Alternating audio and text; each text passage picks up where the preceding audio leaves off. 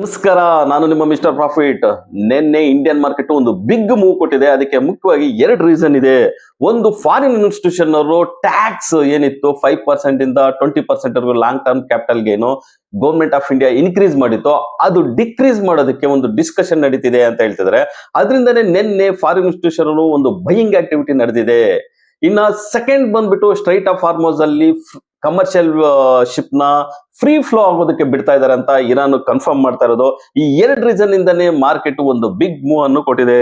ಇನ್ನು ನಿನ್ನೆ ರಾತ್ರಿ ಅಮೆರಿಕದ ಡೌಜನ್ ಮಾರ್ಕೆಟ್ 370 ಪಾಯಿಂಟ್ಸ್ ಗೇನ್ ಆಗಿದೆ.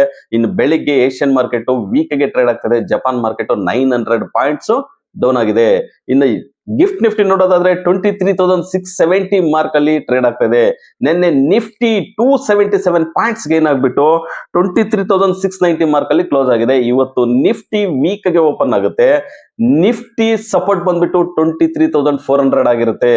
ಯಾವಾಗ FIIs ಬೈಯಿಂಗ್ ಆಕ್ಟಿವಿಟಿ ಸ್ಟಾರ್ಟ್ ಆಗುತ್ತೋ ಆಗ ಮಾರ್ಕೆಟ್ ರ್ಯಾಲಿ ಆಗುತ್ತೆ.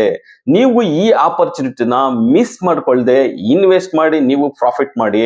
ಸೊ ಇದ್ರ ಬಗ್ಗೆ ಕಮೆಂಟ್ ಮಾಡಿ, ನಮ್ಮ ಚಾನಲ್ ನ ಲೈಕ್ ಮಾಡಿ, ಸಬ್ಸ್ಕ್ರೈಬ್ ಮಾಡಿ, ಶೇರ್ ಮಾಡಿ.